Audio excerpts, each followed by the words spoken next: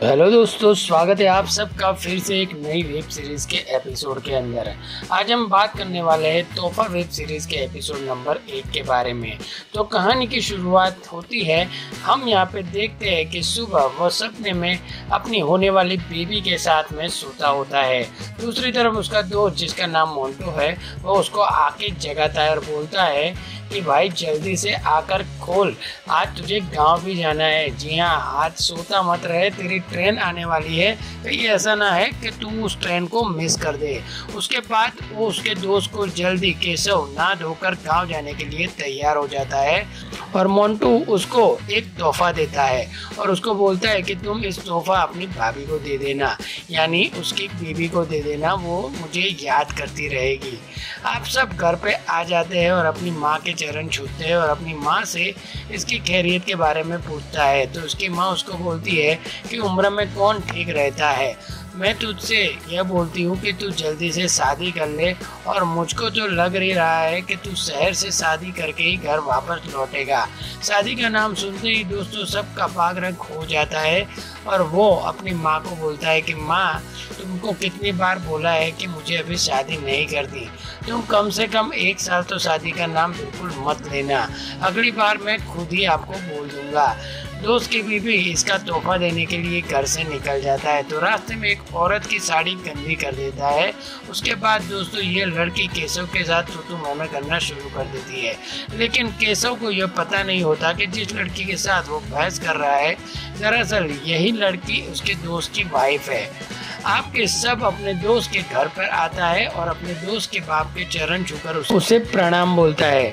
उसके बाद दोस्तों मोंटू का बाप भी केशव को यहाँ पर देखकर काफी खुश होता है और इसके अपने बेटे की खैरियत के बारे में पूछता है। तो केशव उनको बोलता है कि बाबूजी आप टेंशन मत लीजिए, वो काफी खुश है। और यहाँ पे वो बुड्ढा बोलता है कि हम भी उसको डेली याद करते हैं। अब थोड़ी देर बाद मोंटू की वाइफ जिसका नाम रेनू होता है, वो भी मार्केट से घर पर आ जाती है।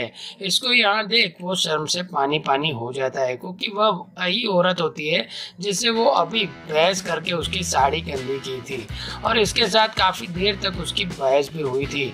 उसके बाद दोस्तों वो बोलने लगता है, भाभी जी हमको माफ कर दीजिए, हमको पता नहीं था कि आप हमारे दोस्त की वाइफ है, हम मोंटू के खास दोस्त है। और उसके बाद पहले तो दोस्तों रेनू काफ़ी देर तक उसको निखारती है और फाइनली उसको माफ़ कर देती है। और रेनू अब उसके लिए चाय लेके आती है और वो कप में उसके लिए चाय निकालती है और वहाँ पे ही उसका पल्लू गिर जाता है और उसका ट्रेलर उसको साफ साफ दिखने लगता है। ट्रेलर को देखते ही उसके रोंगटे खड़े हो जाते हैं और उसकी लाल टपकने लगती है।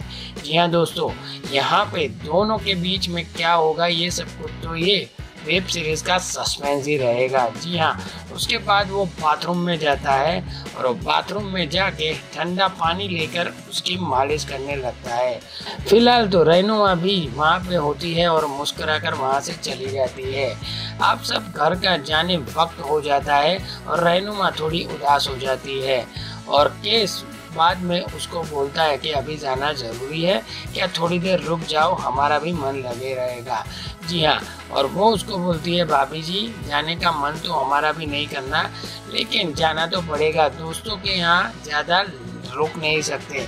लेकिन वो उनको रोकते हैं और उनकी लॉटरी लग जाती है, क्योंकि जब बाइक स्टार्ट करने जाता है तो वो बाइक स्टार्ट नहीं होती और बाइक ख़राब हो जाती है।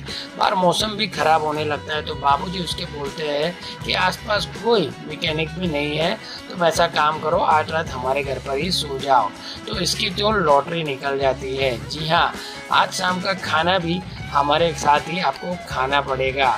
तो वो शर्म से पानी पानी हो जाता है। उसके बाद उसके कॉलेज का एग्ज़ाम होता है और जैसे ही विधि इस अजनबी लौंडे पर अपने घर पर देखती है तो इसका दिल भी मचलने लगता है। अब वह अपनी दीदी के पास आकर अपनी दीदी की बातें बोलती है और दीदी को कहती है कि आज हैंडसम लड़का हमारे घर में है, वो कौन है। उसकी दीदी उसको बोलती है कि ये तुम्हारे जीजा जी का खास मित्र है जो शहर से गाँव आया है। और इसकी दीदी बोलती है, लेकिन तुझे क्यों करना है, तुम इतना मुस्कुरा के क्यों बोल रही है। फिलहाल तो कुछ नहीं करना है, लेकिन पता नहीं अब क्या होने वाला है। अब रात को रेनू अपने कमरे में सजने संवरने लगती है और यहाँ पर उसका हरामी ससुर अपनी बहू को चोरी से देखने लगता है और नीचे से उसका भी पानी निकलने लगता है। अचानक से रेनू को आभास होता है कि कोई ना कोई उसको देख रहा है। उसके बाद दोस्तों उसका ठरकी ससुर यहाँ से 9-2-11 हो जाता है। उसके बाद आधी रात में ये मौका देख के केशव के कमरे में आ जाती है और केशव को बोलती है कि यह जो तोहफा तुम्हारे दोस्त ने हमारे लिए दिया था वो तुम खुद अपने हाथों से हमको पहना दो। उसके बाद रेनू भाभी को ये तोहफा पहनाता है और रेनू भाभी के साथ उसके काफ़ी सारे कांड शुरू हो जाता है और उसके बाद दोनों के बीच में एक बढ़िया सा शुरू होता है। जी हाँ, उसके बाद तो ये दोनों एक दूसरे के साथ आपस में चोरी से कांड करना शुरू कर देते हैं और ये देख उसकी बहन की आंखें फटी की फटी रह जाती है और कहानी का एपिसोड नंबर 1 भी यहाँ पे समाप्त हो जाता है। ये स्टोरी आपको कैसी लगी हमें कमेंट करके ज़रूर बताना और ऐसी वेब सीरीज़ की अपडेट जानने के लिए अगर आप हमारे चैनल पर नए हो तो हमारे चैनल को सब्सक्राइब कर देना और साथ में लगा हुआ बेल आइकन भी दबा देना ताकि आने वाले सभी वीडियो की नोटिफिकेशन आपको सबसे पहले मिलती रहे।